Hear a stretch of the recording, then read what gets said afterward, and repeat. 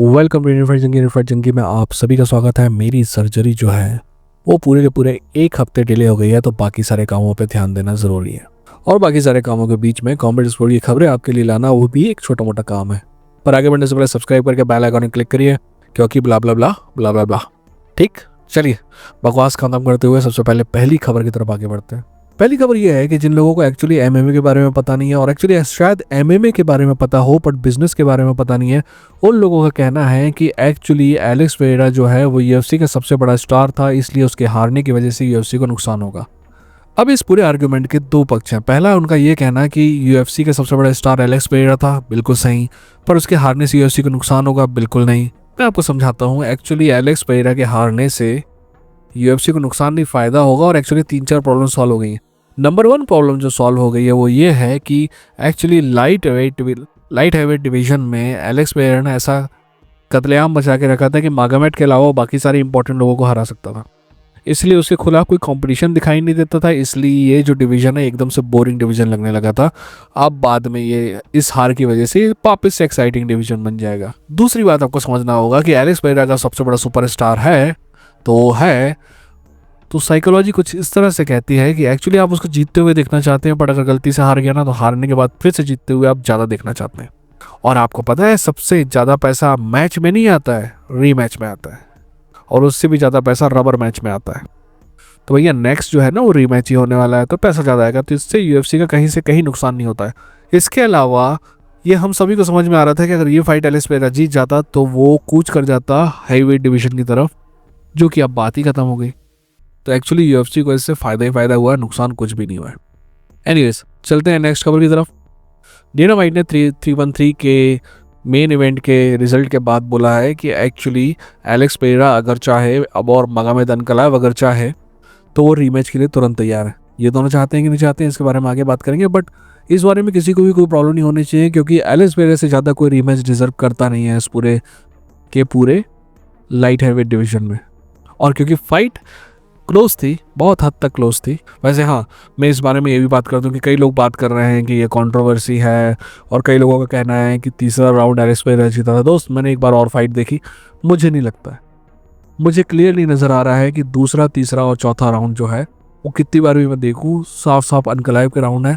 तो अनकलाइव को यार give him kudos, right. Alex Pereira का अगर आप फैन भी हो जैसा कि मैं हूँ, तो आप उसके साथ ना एक्चुअली बेईमानी कर रहे हो अगर आप उसको ज़बरदस्ती की विन दे रहे हो। एलेक्स पेरेरा का फाइट एक्चुअली क्लोज थी, इस बारे में कोई वो नहीं है कि एक राउंड इधर का उधर होता तो वो जीत सकता था, बट फेयर एंड क्लियर तरीके से अगर कोई जीता है तो वो है Magomed Ankalaev. Give him flowers for this. और अब वापस आते हैं इस जगह, ठीक है ना। तो एलेक्स पेरेरा डिजर्व करता है, और मागोमेड अनकलाएव के पास एक्चुअली ना कहने का कोई कारण है नहीं। वैसे मागोमेड अनकलाएव क्या कहता है, दैट इज़ ऑल्सो फनी। आगे बढ़ेंगे और उस पर बात करेंगे, ठीक है। पर पहले एलेक्स पेरेरा क्या कह रहा है उस बारे में बात कर लेते हैं। चलते हैं अगली खबर की तरफ। अगली खबर जो है वो एलेक्स पेरेरा की तरफ से है। एलेक्स पेरेरा ने फाइट के बाद कहा कि मैं कुछ दिनों के लिए आराम करना चाहता हूँ, जैसे कि मैंने हमेशा किया है हार के बाद। ये मेरी ज़िंदगी की पहली हार नहीं है और आखिरी हार भी नहीं होगी। इससे पहले भी मैंने हारा है और फिर वापस से जीत के दिखाया है। लाइफ जो है वो चलते रहती है। मैं अपनी टीम को थैंक यू कहना चाहूँगा। मैं अगले मैच से पहले कुछ एडजस्टमेंट करना चाहूँगा, और उम्मीद करता हूँ कि मैं अगले बार बेहतर प्रदर्शन करूँगा। Never ever give up on your dreams, चमा। ये कहना है एलेक्स पेरेरा का, और इसके बाद मैं क्या कह दूँ। दोस्त, लौंडा ऐसे ही नहीं पसंद करते हैं लोग इसको, हीरो वाली क्वालिटी भी है इसमें।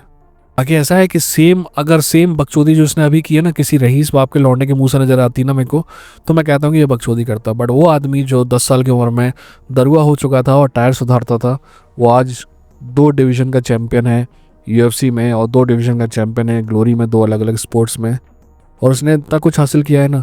तो अगर वो ये कहता है तो ऐसा लगता है कि इस बात पर विश्वास करना चाहिए, ठीक है। तो हम इस बात पर विश्वास करते हैं और अगली खबर की तरफ आगे बढ़ते हैं। ओके भाई, जब एलेक्स पेरेरा की बात कर ले तो मागोमेड अनकलाएव की बात कर लेते हैं। मागोमेड अनकलाएव का कहना है कि वो 3 टाइम रेडी है रीमैच के लिए, और वो उम्मीद करता है कि अगली बार एलेक्स पेरेरा भागेगा नहीं, फाइट करेगा। तो दोस्त, ऐसा है कि चैंपियन बनने के बाद मागोमेड अनकलाएव को किसी ने कैरेक्टर भी गिफ्ट कर दिया है। So congratulations to Magomed Ankalaev. और मागोमेड अनकलाएव का जो नया रूप है, really like this, keep on it. हम चलते हैं अगली खबर की तरफ।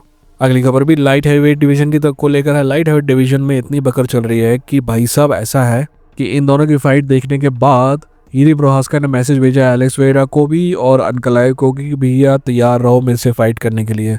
तो मैं मैसेज भेजना चाहूँगा हीरी प्रोहास्का को कि भाई वी लव यू बट हमको इन दोनों की एक और फाइट देखने का है। सो यू स्टे साइड और फाइट समवन एल्स।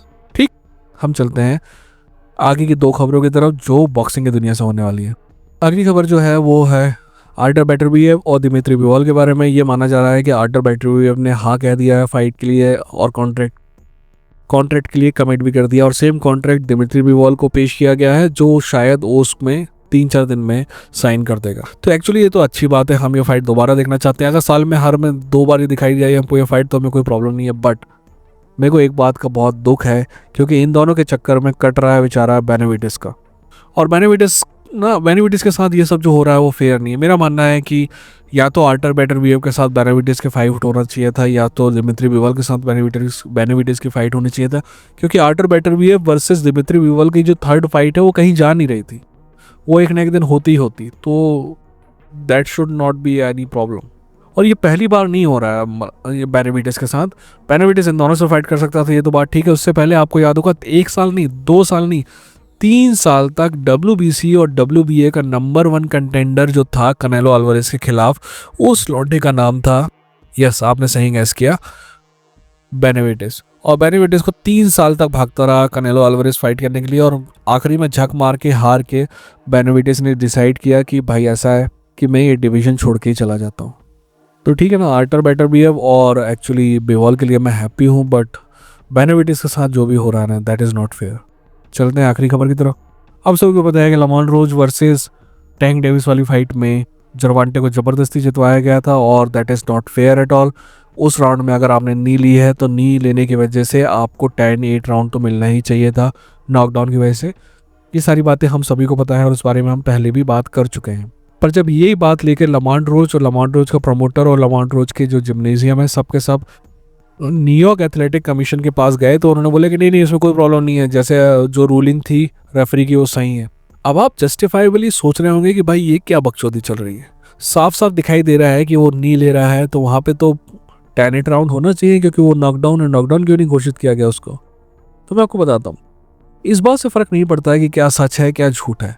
फ़र्क इस बात से पड़ता है कि इस पूरे गेम को सट्टेबाजों की जो बड़ी कंपनियां हैं ड्राफ्ट किंग टाइप की या फिर वेगस के जो बड़े कसिनोज हैं वो चलाते हैं। प्रॉब्लम ये है कि अगर एक फाइट में एक फाइटर जीत गया है दूसरा फाइटर हार गया है तो जिस फाइटर पे पैसे लगाए थे उसको पैसे मिल चुके हैं और जो जिसने हारने वाले पे पैसे लगाए थे उसके पैसे जा चुके हैं, है ना। अपना काम हो चुका है कैसीनो वालों का, अपना काम हो चुका है बैटिंग लगाने वालों का। अब अगर कमीशन इस फाइट को पलटता है ना तो उन लोगों को फिर से गधा 25 ही करना पड़ेगा, इसका पैसा उसके पास उसका पैसा इसके पास करना पड़ेगा और वो ऐसा कभी करना नहीं चाहते। इसीलिए आपने देखा होगा कि कितना भी गलत डिसीजन हो कई बार तो प्योर रॉबरी है और ये वन ऑफ द केस है जहाँ पे रॉबरी है। और इसके बाद एक्चुअली जरवांटे डेविस बहुत सारे लोगों की नज़रों से गिर भी गया और गिरना भी चाहिए, बट गलत तो लमॉन्ट रोज के साथ हुआ ना। और लमॉन्ट रोज के साथ ये रॉबरी हुई ना ये कभी भी बदल नहीं सकती क्योंकि होल थिंग इज दैट कि भैया सबसे बड़ा रुपया, और रुपया किन के पास है? रुपया है गैम्बलिंग कंपनियों के पास। इसलिए ये जो चूतियापा हुआ है ना ये हमेशा होता रहेगा। आप कभी ये उम्मीद मत करिएगा कि फाइट जो है वो पलट दी जाए कमीशन में जाने के बाद, बहुत ही रेयर ऑफ रेयर इस केस में ये होता है। ठीक, फिलहाल आप सभी को अलविदा कहता हूँ, अलविदा नहीं टाटा बाय बाय कहता हूँ। मिलते हैं अगली वीडियो के साथ। अपना ख्याल रखें, अपनों का ख्याल रखें। ये थे नीट फाइट जंकी, लड़ेंगे जीतेंगे।